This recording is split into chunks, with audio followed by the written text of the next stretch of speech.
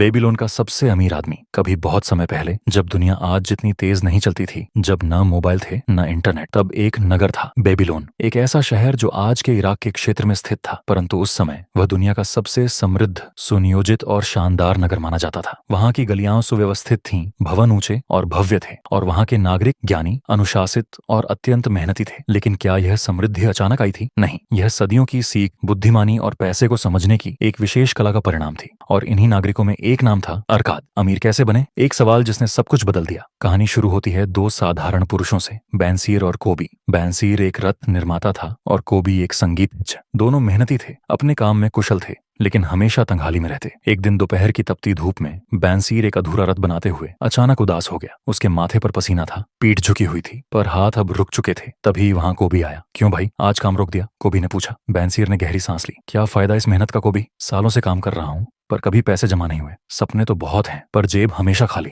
कोबी गंभीर हो गया, बोला, मेरे साथ भी यही हाल है। हमेशा लगता है जैसे पैसा रेत की तरह हाथ से फिसल जाता है। उसी वक्त दोनों ने फैसला किया कि अब यूं ही जीवन नहीं बिताना।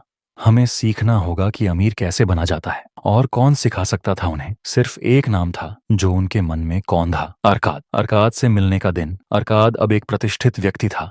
उसके पास कई घर थे, खेत थे, सोने की मुद्राएं थीं, और सबसे महत्वपूर्ण वक़्त था। वो हर दिन मंदिर जाता, बच्चों को कहानियां सुनाता, गरीबों की मदद करता, और फिर भी उसके पास कभी धन की कमी नहीं होती। जब बैंसीर और कोबी उसके पास पहुंचे तो अरकाद ने उनका गर्मजोशी से स्वागत किया। बोलो मित्रों, कैसे आना हुआ? अरकाद ने पूछा। बैंसीर बोला, हमने सोचा कि तुमसे पूछें। हम मेहनत तो करते हैं, पर कभी अमीर नहीं बन पाते। तुम भी तो कभी हमारे जैसे ही थे। फिर तुमने क्या ऐसा किया जो तुम्हें बेबीलोन का सबसे अमीर आदमी बना दिया? अरकाद मुस्कुराया।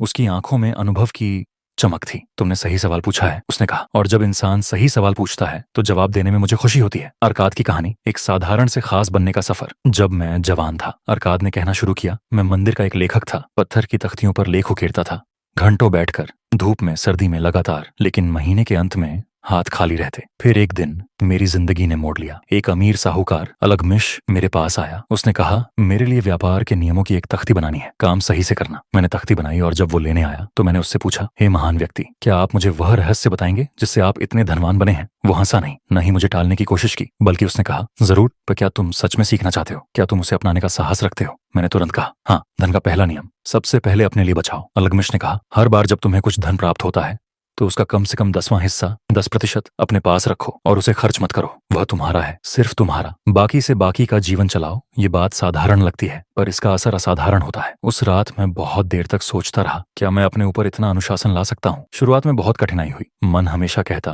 अरे वो नई चप्पल ले लो, थोड़ा फल खा लो, थोड़ा घूम आओ। पर मैंने खुद को समझाया, जब तक मैं खुद को भुगतान नहीं करूंगा, दुनिया मुझे कभी नहीं देगी। गलतियां, सबक और आगे की यात्रा। 1 साल बाद मैंने वो बचत सोने के सिक्कों में बदल दी और एक ईंट बनाने वाले दोस्त को दे दी, जो विदेशी व्यापार में निवेश करना चाहता था, पर निवेश बिना समझ के था, और हम दोनों का धन डूब गया। जब मैंने ये बात अलगमिश को बताई तो वह मुस्कुराया और बोला, तुमने पहला नियम अपनाया, बचाया, अब दूसरा सीखो। जहां पैसा लगे वहां विशेषज्ञ की सलाह जरूरी है। इस भाग से मिले ज्ञान के बीज लोगिहासा। कमाई का एक हिस्सा अपने पास रखो। ये आदत अमीरी की नींव है। बिना ज्ञान के निवेश मत करो, अनुभवी की सलाह लो। अमीर बनना भाग्य से नहीं, ज्ञान और अनुशासन से होता है। धैर्य रखो। अमीरी एक रात में नहीं आती, पर शुरू वहीं से होती है, जब तुम खुद के लिए पहली मुद्रा बचाते हो। इस पहले भाग का निष्कर्ष, आज हम सब बैंसीर और कोबी जैसे हैं।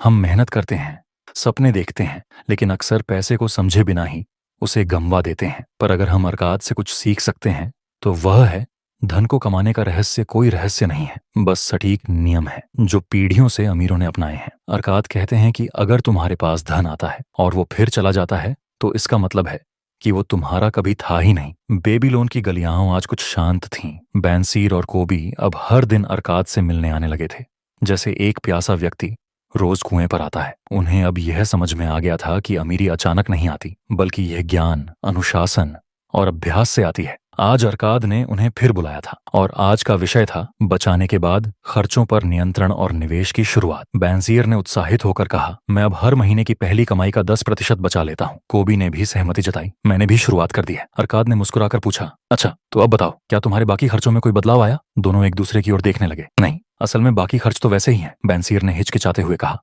अरकाद ने सिर हिलाया। यही है अगली गलती। अगर खर्चों पर नियंत्रण नहीं किया तो जो बचाया है वो भी व्यर्थ हो जाएगा। हर आदमी कहता है कि वह केवल जरूरी चीजों पर खर्च करता है। जोआ, अरकाद ने कहा, लेकिन जब तुम एक एक खर्च का हिसाब रखते हो तो पता चलता है कि जरूरतें असल में इच्छाएं थीं। फिर अरकाद ने एक अभ्यास बताया। 30 दिन तक हर खर्च लिखो, चाहे वो रोटी हो, तेल हो, तंबाकू हो या मनोरंजन। फिर देखो कि तुम्हारे पैसे कहाँ जा रहे हैं। खर्चों को समझना सबसे बड़ा निवेश होता है, क्योंकि जब तक तुम नहीं जानते कि कहाँ रिसाव हो रहा है, तुम टंकी कभी नहीं भर सकते। एक गरीब किसान रोज सुबह बाग में पानी देने जाता था। उसके पास एक पुराना घड़ा था जिसमें से रास्ते में आधा पानी गिर जाता, पर उसे इस पर कभी ध्यान ही नहीं गया। एक दिन उसके बेटे ने नया घड़ा लाकर दिया। अब पूरा पानी पौधों तक पहुंचता और बाग हरा भरा हो गया। अरकाद ने समझाया, हमारे खर्च वो रिसाव हैं जो हमें दिखते नहीं। अगर हम उन्हें ठीक नहीं करते तो समृद्धि कभी नहीं आती। अरकाद ने उन्हें 3 नियम बताए। हर महीने की शुरुआत में अपनी आय को सामने रखो। पहले 10% बचाओ, फिर तय करो कि किस खर्च को कितना मिलेगा। हर सिक्के का काम तय होना चाहिए, वरना वह इधर उधर बह जाएगा। हर इच्छा जरूरी नहीं होती, जैसे नई चप्पल, नया वस्त्र, महंगी शराब, अनावश्यक उत्सव ये जिंदगी को सजाते हैं पर आर्थिक रूप से कमजोर कर सकते हैं। बेंसीर बोला, पर मेरी पत्नी कहती है कि पैसे नहीं है तो तुम कमजोर आदमी हो। अरकाद ने मुस्कुराकर कहा, सही शिक्षा सबसे बड़ी ताकत है। अपने परिवार को भी धन प्रबंधन सिखाओ, उन्हें भी साथ लो, ताकि घर चलाना अकेले की लड़ाई ना हो। अब बात आई कि जो बचाया है उसका किया क्या जाए। पैसे को यूं ही पड़े रहने दो तो वो सो जाएगा। अरकाद बोला, पैसे को काम पर लगाओ, वो तुम्हारे लिए और पैसे लाए। अरकाद ने एक कहानी सुनाई। एक बार एक किसान को एक मुर्गी मिली जो हर दिन सोने का अंडा देती थी, लेकिन किसान अधीर हो गया। उसने सोचा, सारे अंडे एक साथ निकाल लूं। उसने मुर्गी को मार दिया और उसके हाथ कुछ नहीं आया। निवेश भी ऐसा ही है। अगर तुम धैर्य नहीं रखते तो अंत में तुम खुद अपनी अमीरी को मार देते हो। जहां जोखिम कम हो और सलाह सही लोगों से मिले, निवेश से रातों रात अमीरी नहीं आती। समय सबसे बड़ा चमत्कार करता है। पुनर्निवेश करो, जो पैसा कमाया उसे फिर से निवेश करो ताकि वह चक्रवृद्धि में बदले। अगर कोई कहे कि 10 दिन में पैसा दुगना होगा तो सावधान हो जाओ। निवेश के क्षेत्र बदलते हैं, समय के साथ तुम्हें खुद भी बदलना होगा। अरकाद ने गंभीर होकर कहा, धनमंद वो नहीं जो कभी हारा नहीं, बल्कि वो जो हार कर सीखा और दोबारा उठा। हर निवेश एक शिक्षक होता है, कभी लाभ देता है, कभी पाठ। बचाना केवल शुरुआत है। अमीर वो होता है जो बचाए, खर्च समझदारी से करे और सही समय पर सही निवेश करे। आज आपने सीखा, खर्चों पर कैसे नियंत्रण रखें, बजट कैसे बनाएं, इच्छाओं को कैसे पहचानें और सबसे महत्वपूर्ण, निवेश कैसे शुरू करें और क्यों करें। भाग 3, धन को नुकसान से कैसे बचाएं और सुरक्षित भविष्य कैसे बनाएं। धन अर्जित करना एक कला है, उसे संरक्षित करना एक और भी बड़ी विद्या है। बेबीलोन की हवाओं में आज भी वही गर्मी थी, लेकिन आज बेंसीर और कोबी की आंखों में नई चमक थी। पिछले 2 दिनों में उन्होंने वो सीखा था जो कोई स्कूल नहीं सिखाता, पैसे को काबू में रखने की विद्या। लेकिन आज अरकाद उन्हें एक और अहम बात बताने वाला था, धन को खोने से कैसे बचाया जाए और भविष्य की सुरक्षा कैसे सुनिश्चित की जाए। सुबह का दृश्य, बेबीलोन का एक शांत कोना। अरकाद अपने घर के आंगन में बैठा हुआ था। उसके सामने एक पुरानी मिट्टी की तिजोरी रखी थी जिसमें वो अपने निवेश के नोट्स, सिक्के और योजनाएं रखता था। बेंसीर और कोबी धीरे धीरे वहां पहुंचे। आज दोनों बेहद उत्सुक थे। बेंसीर बोला, हम अब बचत कर रहे हैं, खर्च समझदारी से कर रहे हैं और थोड़ा थोड़ा निवेश भी शुरू कर दिया है। कोबी ने जोड़ा, लेकिन डर है कहीं ये सब फिर से न चला जाए। अरकाद ने तिजोरी की ओर इशारा करते हुए कहा, यही डर सबसे जरूरी है, क्योंकि वही इंसान अमीर बनता है जो अपने धन की रक्षा करना जानता है। पहला मूल मंत्र, धन को हानि से बचाना धन अर्जन से भी अधिक आवश्यक है। अरकाद बोला, धन को खोना कई बार हमारी गलती नहीं होती, पर अधिकांश बार वो हमारी लालच, अनभिज्ञता और जल्दबाजी का परिणाम होता है। वो बोला, ध्यान से सुनो, मेरे जीवन की 3 सबसे बड़ी वित्तीय गलतियां मैंने तब की जब मैंने बिना अनुभव वाले लोगों की सलाह मानी, जल्दी अमीर बनने की कोशिश की, अपने धन पर ध्यान देना बंद कर दिया। कहानी, कुम्हार और सोने की मुद्रा। एक बार एक कुम्हार को एक सोने की मुद्रा मिली। वह खुश हुआ और सोचने लगा, क्या इससे मैं और कमा सकता हूँ। एक व्यापारी ने कहा, इससे जड़ी बूटियों का व्यापार शुरू कर, मैं संभाल लूंगा। कुम्हार ने हामी भर दी। कुछ महीने बाद व्यापार डूब गया, क्योंकि व्यापारी को जड़ी बूटियों की कोई जानकारी नहीं थी। सबक क्या था, जहाँ ज्ञान न हो वहाँ पैसा न लगाओ। अरकाद का तीसरा महान नियम, जारो, हर निवेश से पहले सवाल करो, क्या मैं इसे समझता हूँ। बेंसीर ने पूछा, अगर हम हर योजना को परखते रहे तो क्या हम कभी निवेश कर ही पाएंगे। अरकाद ने उत्तर दिया, हर योजना को शक से नहीं, विवेक से देखो, और जहां भी अनुभव हो वहां भरोसा करो। कैसे करें धन की सुरक्षा, बीमा कराओ। प्राचीन समय में यह संविदा की सुरक्षा कहलाती थी। घर, फसल, परिवार जो भी मूल्यवान हो उसकी सुरक्षा सुनिश्चित करो। संपत्ति की विविधता रखो, सारा धन एक जगह न रखो, थोड़ा थोड़ा। जमीन, व्यापार, वस्त्र, सोना, जो नहीं समझते उनके कहने पर पैसे न लगाओ। कोई मित्र, रिश्तेदार या जानने वाला, सिर्फ भावनाओं के आधार पर निर्णय न लो। लाभ पर ध्यान दो, लेकिन पहले जोखिम को समझो। अगर कोई सौदा बहुत लाभदायक लग रहा है तो उससे पहले 10 बार सोचो, इतना फायदा सबको क्यों नहीं हो रहा। कहानी, बुद्धिमान बूढ़ा और व्यापार की कला। एक व्यापारी जो बहुत घाटे में था, एक बूढ़े से सलाह लेने गया। बूढ़े ने कहा, क्या तुम अपना व्यापार किसी अजनबी को एक दिन के लिए चलाने दोगे? व्यापारी बोला, कभी नहीं। बूढ़ा मुस्कुराया, फिर तुम अपना पैसा ऐसे आदमी को कैसे दे देते हो जिसे तुम जानते भी नहीं और जिसे व्यापार का अनुभव भी नहीं? बुढ़ापे के लिए सुरक्षा। अब अरकाद ने बात को जीवन के अगले चरण की ओर मोड़ा। तुम जवान हो, कमाने की ताकत है, लेकिन कल जब शरीर जवाब देने लगेगा तो सिर्फ तुम्हारी आर्थिक समझ ही तुम्हें सम्मान से जीने देगी। वो कहता है, हर जवान आदमी को अपनी बुजुर्ग अवस्था के लिए एक आर्थिक ढाल बनानी चाहिए, ताकि जब कमाई का स्रोत थम जाए तब उसका पैसा उसके लिए काम करे। कैसे बनाएं भविष्य सुरक्षित? नियमित निवेश की आदत डालो। हर महीने कुछ हिस्सा दीर्घकालिक योजनाओं में लगाओ। संपत्ति खरीदो, घर, खेत, किराए पर चलने वाली संपत्ति जो लाभ लाए और मूल्य बढ़े। उत्तराधिकार तय करो, मरने के बाद तुम्हारा धन किसके पास जाएगा यह पहले से तय हो। पारिवारिक शिक्षा दो, अपने बच्चों को आर्थिक ज्ञान दो ताकि वे उस धन को संभाल सकें। अंतिम कहानी, चिड़िया और अनाज। एक चिड़िया हर दिन थोड़ा थोड़ा अनाज अपने घोंसले में जमा करती थी। दूसरी चिड़िया उड़ती रही, गाती रही, जिंदगी एक पल की है, क्यों चिंता करें। फिर आया जाड़ा। पहली चिड़िया सुरक्षित थी, उसकी मेहनत अब उसका सहारा बनी। दूसरी चिड़िया ठंडी में भटकती रही। अरकाद बोला, अगर तुम भविष्य के लिए तैयारी नहीं करते तो जब कठिन समय आएगा तुम दूसरों पर निर्भर हो जाओगे। इस भाग के ज्ञान सूत्र, बचत जरूरी है पर संरक्षण उससे भी अधिक। निवेश से पहले समझ जरूरी है, वरना पैसा जोखिम में है। भविष्य की तैयारी जवानी में ही करनी चाहिए। और याद रखो, धन वही है जो तुम्हें मुसीबत में भी गरिमा से जीने दे। इस भाग का सार, आज आपने सीखा कैसे धन को हानि से बचाया जाए, क्यों अनियंत्रित निवेश खतरनाक होता है और कैसे अपने बुढ़ापे व परिवार की सुरक्षा सुनिश्चित करें। भाग 4, अपनी कमाई बढ़ाने की कला। आय बढ़ाओ, मूल्य बढ़ाओ, जीवन बदलो। बेबीलोन की उस गर्म दोपहर में जब हवाएं रुक रुक कर बह रही थीं और आकाश धूल से ढका हुआ था, बेंसीर और कोबी फिर से अरकाद के आंगन में बैठे थे। 3 दिन हो चुके थे, लेकिन हर दिन उन्हें ऐसा लगता जैसे जीवन का कोई नया दरवाजा खुल रहा है। आज अरकाद ने उन्हें एक मिट्टी का छोटा बर्तन दिया, उसमें थोड़े से चावल के दाने थे। इसमें क्या है? बेंसीर ने पूछा। तुम्हारी आमदनी। अरकाद ने मुस्कुराकर जवाब दिया। अब जरा इस बर्तन को भर कर दिखाओ। कैसे? कोबी चौंका। सोचो, अगर तुम हर दिन इतने ही दाने कमाते हो तो साल के अंत तक तुम्हारे पास यही होगा। लेकिन अगर तुम ये सीख जाओ कि इन्हें उगाया कैसे जाता है तो शायद ये चावल कल खेत बन जाए, परसों अनाज का गोदाम और एक दिन राजकीय भंडार। बेंसीर कुछ समझा, कुछ नहीं, लेकिन कोबी जैसे किसी पुरानी स्मृति में डूब गया। वो बोला, हम हर दिन मेहनत करते हैं, फिर भी हम सीमित ही रह जाते हैं। हमारी कमाई हमारी मेहनत से जुड़ी है और हम दिन के सिर्फ उतने घंटे काम कर सकते हैं जितने हमारे शरीर साथ दें। अरकाद अब थोड़ा आगे झुकाया, उसकी आवाज अब धीमी थी लेकिन शब्दों में आग थी। तो तुम क्या चाहते हो कोबी? मैं चाहता हूँ कि मेरी कमाई बढ़े, पर कैसे? अरकाद ने अपनी छड़ी जमीन पर खींचते हुए कहा, बहुत पहले मैं भी ऐसा ही सोचता था और तब मुझे समझ आया कि इंसान की आमदनी कभी भी उसके हाथों से नहीं बढ़ती, वो बढ़ती है उसके मूल्य से। अगर मैं वही लेखक बना रहता जो मंदिर की दीवारों पर लेख उकेरता था तो मैं बस उतना ही कमाता जितना मेरी उंगलियां चल सकती थीं। पर जब मैंने सीखना शुरू किया कि लोग क्या सोचते हैं, क्या चाहते हैं, कैसे चीजें बेची जाती हैं, कैसे सौदे होते हैं, तब मेरी कलम सोना लिखने लगी। बेंसीर अब और शांत हो गया। तो मतलब हमें नए हुनर सीखने होंगे? नहीं, सिर्फ हुनर नहीं, तुम्हें ये सीखना होगा कि तुम क्यों ज्यादा कीमत के लायक हो। जब एक आदमी अपने रथ को इस तरह बनाता है कि वो ना टूटे, ना झुके, और लोग कहते हैं बेंसीर के बनाए रथ सबसे टिकाऊ है, तो क्या तुम समझते हो लोग तुमसे मोलभाव करेंगे? कोबी ने सिर हिलाया। नहीं, तब लोग खुद कहेंगे, इसे जो मांगना है दो, रथ इसी से बनवाओ। अरकाद की आंखें अब चमकने लगी थीं। मैं एक बार एक राजसी व्यापारी के पास गया था। उसने कहा, तुम अमीर आदमी हो पर मैं तुमसे एक ही चीज खरीदना चाहता हूँ। मैं चौंका। क्या? मैंने पूछा। उसने जवाब दिया, तुम्हारी सलाह। वो मेरे पास अपनी पूरी संपत्ति की योजना समझने आया था और उस दिन मैंने सीखा, जब तुम्हारी सोच अमीर हो जाती है तो तुम्हारी कीमत पैसों से नहीं तोली जाती। तब लोग तुम्हारे समय, तुम्हारी उपस्थिति और तुम्हारे अनुभव के लिए भी धन देते हैं। अब कोबी की आंखों में हलचल थी, लेकिन हम कहाँ से शुरू करें? हमें तो बस रथ बनाना और संगीत बजाना आता है।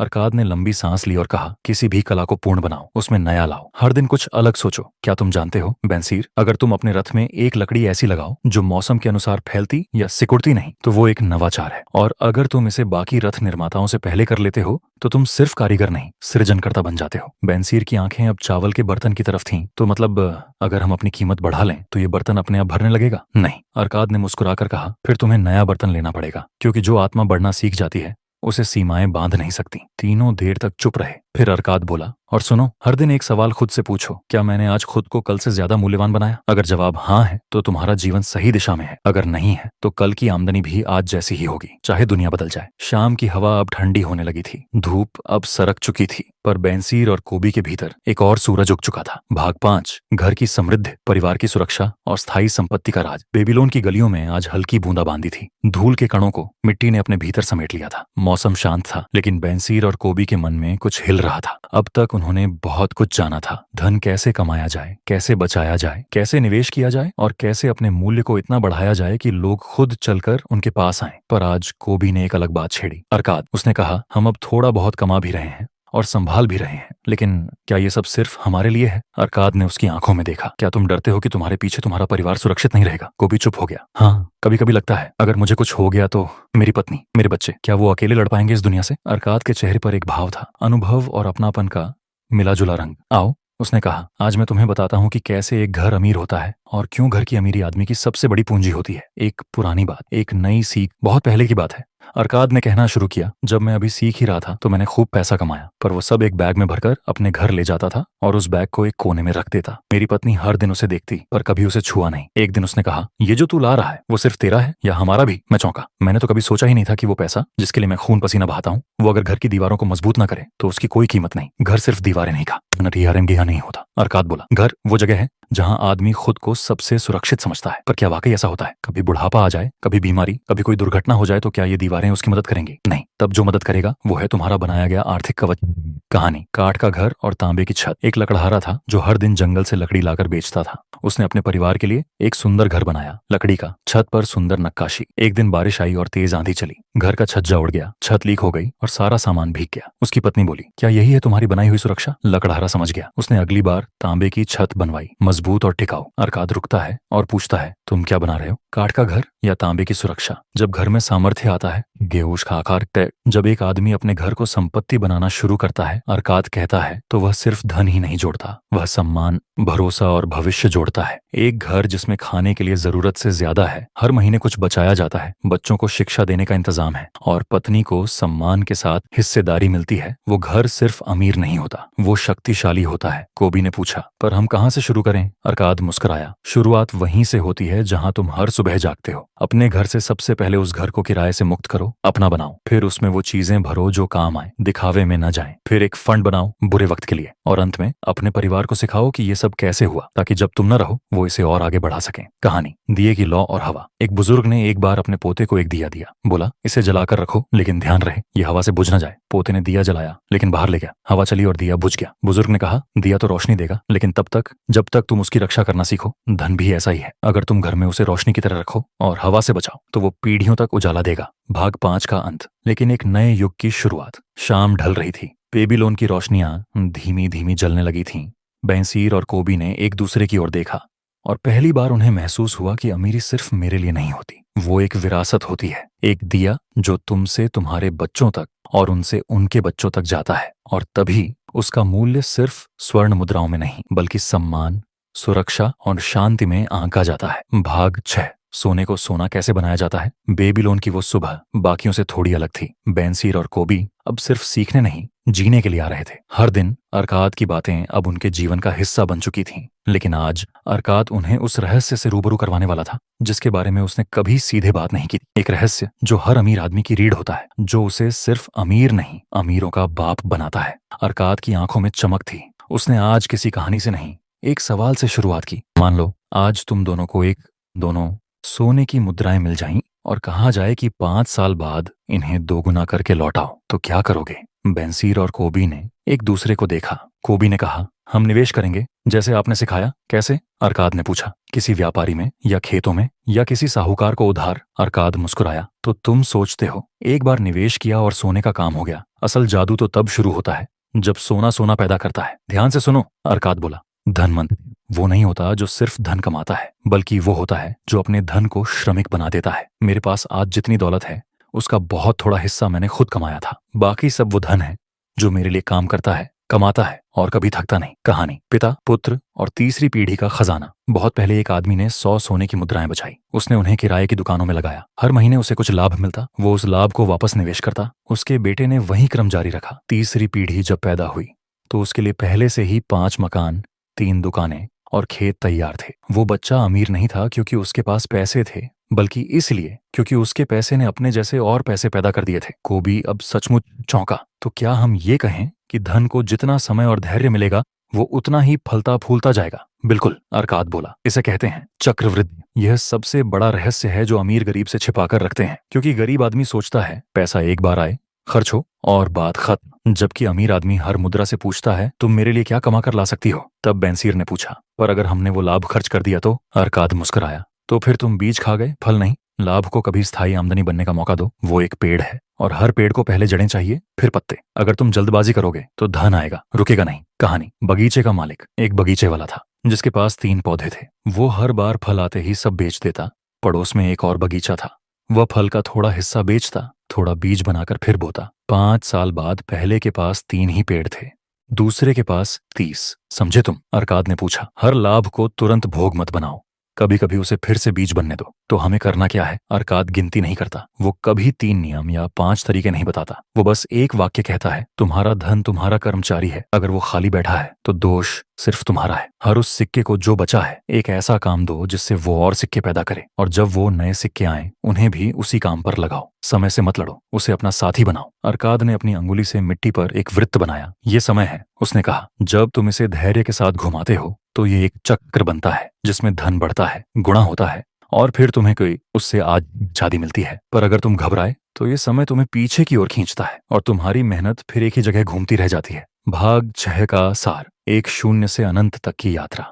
आज बेंसीर और कोबी को लगा कि धन कमाना एक बात है, उसे बढ़ाना दूसरी बात, पर उसे खुद से स्वतंत्र बनाना ये असली अमीरी है। वो घर लौटते समय चुप थे, क्योंकि अब सोच रहे थे कि उनके आज के लाभ कल उनके बच्चों के लिए पेड़ बन सकते हैं, और यही सोच उन्हें अमीर नहीं, वंशज अमीर बनाएगी। भाग 7, धन का सम्मान। लोभ, जल्दबाजी और मूर्खता से कैसे बचें? बेबीलोन की वो शाम कुछ अजीब सी थी। सूरज ढलने के बाद भी हवा गर्म थी, जैसे जमीन दिन भर के ताप से थकी हो, और उस थकावट में बैठा था कोबी, अकेला, मौन। बेंसीर अब भी नहीं आया था, लेकिन अरकाद आकर उसके पास बैठ गया बिना कुछ कहे। थोड़ी देर बाद कोबी ने एक थकी सी आवाज में पूछा, क्या आप कभी पैसा खो चुके हैं? अरकाद चुप रहा। उसने दूर आकाश की ओर देखा और कहा, इतना कि एक बार लगा मैं खुद को खो दूंगा, लेकिन उस दिन मैंने सीखा कि धन को कमाने से पहले उसका सम्मान करना जरूरी है। पैसा हमेशा तुम्हारा नौकर है, लेकिन अगर उसका अपमान किया तो वह विद्रोही बन जाता है। मैंने बहुत जल्दी अमीर बनने की कोशिश की थी, अरकाद बोला। एक व्यापारी ने कहा कि विदेश से घोड़े लाएंगे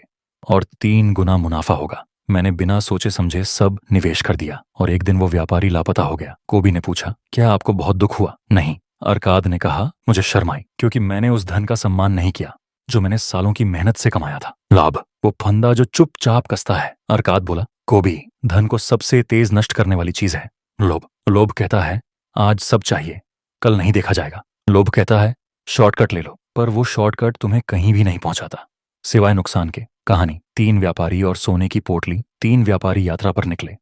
रास्ते में उन्हें एक पोटली मिली, उसमें सोने के सिक्के थे। पहले ने कहा, चलो इसे 3 हिस्सों में बांट लेते हैं। दूसरे ने कहा, नहीं, हम इसे डबल कर सकते हैं, एक सौदागर के पास ले चलते हैं। तीसरे ने कहा, मैं इसे घर ले जाकर छिपा लूंगा, कल किसी और के हवाले नहीं करूंगा। तीनों में झगड़ा हुआ और अंत में पोटली किसी और के हाथ लगी, क्योंकि लोभ ने तीनों को अंधा कर दिया था। जल्दबाजी अमीरी की सबसे धीमी हत्या। धन को बढ़ाना है तो उसे समय दो। अरकाद ने कहा, तुम अपने खेत में बीज डालकर अगले दिन फसल नहीं मांगते, तो पैसों से क्यों उम्मीद रखते हो? अगर कोई कहे दोगुना कर दूं, बस 1 हफ्ता दो, तो याद रखना वो तुम्हारे पैसे से अमीर होगा, तुमसे नहीं। मूर्खता सबसे खतरनाक शत्रु। कई बार लोग कहते हैं पैसा तो हाथ का मैल है, चला गया तो चला गया, लेकिन वो ये नहीं समझते कि पैसा समय की तरह है। अगर गया तो सिर्फ अंदर की मूर्खता के कारण गया। जिसने खुद को समझा उसने पैसा भी समझ लिया, और जिसने खुद से मूर्खता की वो राजा होकर भी रंक बना। तब बेंसीर आया, हाथ में थोड़े से सिक्के थे। ये मैंने आज शाम अपने सबसे पुराने ग्राहक से लिए, उधार चुकाया उसने, और मुझे लग रहा है कि मैं इसे आज रात कहीं लगा दूं, 3 दिन में मुनाफा मिलेगा। कोबी कुछ कहने ही वाला था, पर अरकाद ने बेंसीर का हाथ पकड़ा और कहा, बचपन में एक नियम सिखाया गया था, सोने से पहले तौलो फिर भरो। आज भी वही नियम सबसे कीमती है। इस पैसे को आज रात आराम दो, उसे अगले दिन की सोच के साथ जगा देना, क्योंकि जो पैसा रातों में भटकता है वो अक्सर सुबह गुम हो चुका होता है। उस रात एक सच्चा मोड़ आया। बेंसीर और कोबी अब समझ चुके थे, अमीरी सिर्फ ज्ञान से नहीं आती, वो आत्मसंयम, धैर्य और सम्मान से आती है। अगले दिन उन्होंने वो पैसे कहीं नहीं लगाए, बस घर के कोने में एक छोटी सी तिजोरी बनाकर रख दिए और सोचा कल सोचेंगे। पर ठंडे दिमाग से। और वही एक रात उन्हें अमीर बनने के अगले स्तर पर पहुंचा गई। एक पंक्ति जो कानों में गूंजती रही, जो धन का सम्मान नहीं करता वो कभी धन का मालिक नहीं बनता। भाग 8, बेबीलोन की विरासत, सच्ची अमीरी क्या है। बेबीलोन की गलियां अब बेंसीर और कोबी के लिए वैसी नहीं रहीं जैसी कभी हुआ करती थीं। जहां कभी वो थके हुए शरीर और खाली जेब लेकर अरकाद के आंगन में आया करते थे, अब वे वहां एक नई पहचान, नई दृष्टि और नई जिम्मेदारी के साथ बैठते थे। उस दिन हवा बहुत शांत थी, जैसे हर पत्ता भी ध्यान से सुनना चाहता हो कि आज अरकाद क्या अंतिम बात कहने वाला है। अरकाद के चेहरे पर गहराई थी और उसकी आवाज में एक विरासत की झलक। अब बहुत कुछ सीख चुके हो तुम दोनों, उसने कहा। अब मैं तुम्हें वो बात बताने जा रहा हूं जो न किताबों में मिलेगी न बाजार में बिकेगी, सिर्फ अनुभव में उगती है और आत्मा में टिकती है। आज बात होगी सच्ची अमीरी की। बेबीलोन की असली विरासत क्या है, क्या तुम जानते हो? अरकाद ने पूछा। बेबीलोन का सबसे बड़ा खजाना क्या है? बेंसीर ने झिझकते हुए कहा। सोना, कोबी बोला। मकान, खेत, संपत्ति? अरकाद मुस्कुराया। नहीं, बेबीलोन का सबसे बड़ा खजाना है वो ज्ञान, वो सोच, वो दृष्टिकोण जिससे आम आदमी एक सम्राट बन सकता है। यह शहर सिर्फ इसलिए नहीं जाना जाएगा कि यहाँ स्वर्ण मुद्राएं थीं, बल्कि इसलिए कि यहाँ वो लोग थे जिन्होंने पैसे को अपना गुलाम बनाया और उसे पीढ़ियों तक रोशन करने वाला दीपक बना दिया। अमीरी कोई संख्या नहीं होती, वह एक स्थिति होती है। एक दिन मैं सड़क से गुजर रहा था, अरकाद बोला, और मैंने एक बूढ़े आदमी को देखा। उसके पास न सोना था, न जमीन, न कोई दुकान, पर उसकी चाल में शांति थी, आंखों में संतोष और जुबान में आदर। मैंने उससे पूछा, तुम इतने संतुलित कैसे हो? उसने कहा, क्योंकि मैंने अपनी जरूरतों को समझा, इच्छाओं को बांधा और आत्मा को विस्तार दिया। सच्ची अमीरी के 3 रंग। सुरक्षा की भावना, जब तुम जानो कि कल जो भी हो तुम्हारे पास इतना है कि तुम घबराओ नहीं। स्वाभिमान का जीवन, जब तुम किसी के आगे ना हाथ फैलाओ ना झूठ बोलो। सेवा और शिक्षा की विरासत, जब तुम जो सीखे हो वो दूसरों को दे सको ताकि वो भी बदल सकें। कहानी, बढ़ई की अंतिम कुर्सी। एक बढ़ई था जो जीवन भर कुर्सियां बनाता था, सुंदर, मजबूत, टिकाऊ। एक दिन वह जानता था कि उसकी उम्र अब ज्यादा नहीं बची है। उसने अपनी अंतिम कुर्सी बनाई, पर उस पर खुद नहीं बैठा। वो कुर्सी उसने अपने पोते को दी और कहा, इस पर बैठना तभी जब तुम भी ऐसा कुछ बना लो जो तुम्हारे बाद भी दुनिया में टिके। वो कुर्सी आज भी बेबीलोन के एक पुराने घर में है, जिसे लोग सम्मान की कुर्सी कहते हैं। तब अरकाद ने अपनी अंतिम बात कही, धन एक दीपक है। अगर तुम उसे सिर्फ अपने कमरे में जलाओ तो वो कुछ देर रोशनी देगा, पर अगर तुम उससे दूसरों के कमरे भी रोशन करो तो वो कभी बुझता नहीं। मैंने तुम दोनों को सब कुछ इसलिए नहीं सिखाया कि तुम अमीर बनो, बल्कि इसलिए कि तुम जैसे लोग दुनिया को समझा सको कि सच्ची अमीरी क्या है। कोबी ने पूछा, अब आगे क्या करें? अब तुम सिखाओ। अब तुम वो बनो जो मैं कभी था, एक दीपकधारी जो खुद रोशनी लाया और फिर दूसरों को दिया। बैंसीर की आंखें भर आईं और आप, अरकाद ने उन्हें एक मुहर लगी पांडुलिपि दी जिस पर लिखा था, धन से पहले विवेक लाओ, विवेक से पहले आत्म प्रश्न और आत्म प्रश्न से पहले मौन सीखो। उस दिन शाम ढल गई, पर बेबीलोन की दीवारों पर एक नई रोशनी उग चुकी थी। बेंसीर और कोबी अब सिर्फ 2 दोस्त नहीं थे, वे विरासत के वाहक थे। सच्ची अमीरी वो है जो तुम्हारे साथ शुरू होकर तुम्हारे बाद भी बनी रहे, और यही है the richest man in Babylon की सच्ची सीख। निष्कर्ष, अमीरी की असली परिभाषा, बेबीलोन की दीवारों से हमारे दरवाजों तक। जब हम the richest man in Babylon की यात्रा की शुरुआत करते हैं तो हम सोचते हैं कि हम धन कमाने की तकनीकें, बचत के नियम और निवेश की चालाकियां सीखने जा रहे हैं। पर जब हम इस यात्रा के 8 अध्यायों से होकर गुजरते हैं तो हमें एहसास होता है कि हम सिर्फ धन कमाना नहीं, बल्कि धन को समझना, उससे जीना और फिर उससे आगे बढ़ना सीख रहे हैं। बेबीलोन की गलियां, वहां की कहानियां और अरकाद की शिक्षाएं सब मिलकर एक ऐसी गूंज बनाते हैं जो आज भी हमारे जीवन में अर्थ और अमीरी की परिभाषा को बदल देती है। अमीरी की जड़ें जमीन में नहीं, सोच में होती हैं। अमीरी का पहला पाठ जो हमें मिलता है वो ये नहीं कि पैसा कमाओ, बल्कि ये कि जो कुछ भी कमाओ उसका आदर करो। जब अरकाद कहता है कि हर आदमी को सबसे पहले खुद को भुगतान करना चाहिए, तो वो सिर्फ एक बैंकिंग नियम नहीं दे रहा, वो हमें स्वाभिमान की नींव सिखा रहा है। आज का इंसान महीने के अंत में बचे हुए पैसों को अपने ऊपर खर्च करता है, लेकिन the richest man in Babylon सिखाता है, हर महीने की शुरुआत खुद से करो, न कि दूसरों से। धन और इच्छा, वो खेल जो समझदारी मांगता है। हमने कोबी और बैंसीर के जरिए देखा कि ज्यादातर लोग इसलिए गरीब नहीं हैं कि उनके पास कम है, बल्कि इसलिए कि उन्हें पता ही नहीं कि जो है उसका क्या करना है। हर इच्छा जरूरी नहीं होती। अक्सर हम अपने भविष्य को आज की ख्वाहिशों के लिए बेच देते हैं। अरकाद सिखाता है, तुम्हारे पास जितना है उसमें जियो और उस हिस्से को बचाओ जो तुम्हारा आने वाला कल बना सकता है। धन की समझ एक मानसिक अनुशासन। बचत करना एक शुरुआत है, पर धन को गुणा करना उसे दूसरों के लिए काम पर लगाना और बिना अनुभव के निवेश से बचना, ये सब एक मानसिक अनुशासन मांगता है। अरकात कहता है, धनमंद वही है जो पैसा कमाने के बाद उसे संभालना भी जानता है। वो हमें सिखाता है कि अमीरी की असली चालाकी तिजोरी भरने में नहीं, बल्कि उसे खाली होने से बचाने में होती है। चक्रवृद्धि, पैसा जो पैसा कमाता है। किंग सबसे शक्तिशाली सिद्धांत जो इस पुस्तक में सामने आता है वो है, पैसा जो और पैसा कमाए। एक सिक्का अगर सही जगह लगाया जाए तो वह खुद एक कर्मचारी की तरह काम करता है, और उससे निकला लाभ अगर फिर लगाया जाए तो वह एक धन की वंशवृद्धि बन जाता है। इस विचार में वो शक्ति है जो एक आम इंसान को एक वंशज अमीर बना सकती है, जहां सिर्फ वो नहीं, उसके बच्चे और उनके बच्चे भी संपन्नता की छांव में जी सकें। घर और परिवार, अमीरी की असली जिम्मेदारी। पुस्तक यह भी सिखाती है कि धन सिर्फ हमारे लिए नहीं होता, हम उसे अपने घर, अपने परिवार और अपने भविष्य की पीढ़ियों के लिए भी बनाते हैं। जब बेंसीर और कोबी ये समझते हैं कि अगर वे आज सुरक्षित नहीं करेंगे तो कल उनकी संतानों को झुकना पड़ेगा, तो वहीं से शुरू होती है धन की सच्ची सेवा। अमीर वह नहीं जो आज ऊंचे कपड़े पहनता है, बल्कि वह है जो आने वाले कल के लिए ऊंचे कंधे बना रहा होता है। लोभ और मूर्खता, धन की कब्र खोदने वाले बचवन पुस्तक हमें बताती है कि सबसे बड़ा खतरा धन के बाहर नहीं, हमारे भीतर होता है। जब हम लोभ, जल्दबाजी और बिना ज्ञान के जोखिम को अपनाते हैं तो हम अपने ही हाथों अपनी बनाई हुई अमीरी को तोड़ देते हैं। एक व्यक्ति जिसे धन मिला है वो तभी सुरक्षित है जब वह उसे सम्मान के साथ, दूरी से और सोच समझ के साथ संभाले। अंतिम प्रकाश, अमीरी एक अवस्था है, वस्तु नहीं। The richest man in Babylon का सबसे बड़ा उपहार यह है कि यह हमें बताता है कि अमीरी धन की गिनती में नहीं, सोच की गहराई में है। अमीर वो नहीं जो सिर्फ कमाता है, वो है जो खुद को हर महीने की शुरुआत में भुगतान करता है, अपनी इच्छाओं को सीमा देता है, अपनी आय का हिस्सा भविष्य में लगाता है, समझदारी से जोखिम लेता है, अपने परिवार को भी शिक्षा देता है, और अंत में जब उसके पास सब होता है तब वो दूसरों को सिखाता है, और वो ज्ञान ही उसकी अमर विरासत बन जाती है। आप क्या कर सकते हैं? अब जब आप यह किताब सुन या पढ़ चुके हैं तो एक सवाल खुद से पूछिए, क्या मैं भी बेबीलोन के उस अमीर आदमी की तरह जी सकता हूँ? उत्तर है हाँ। आप आज ही तय कर सकते हैं, क्या मैं अपनी कमाई में से खुद को पहला हिस्सा दूंगा? क्या मैं हर खर्च को लिखूंगा? क्या मैं धैर्य से निवेश करूंगा? क्या मैं अपने लाभ को फिर से बीज बनाऊंगा? क्या मैं अपने परिवार को भी यह सिखाऊंगा? और क्या मैं अपने अनुभव दूसरों को बताऊंगा? अगर इनमें से एक भी हाँ है, गीजा, तो समझिए कि बेबीलोन की दीवारें आज भी खड़ी हैं आपके भीतर।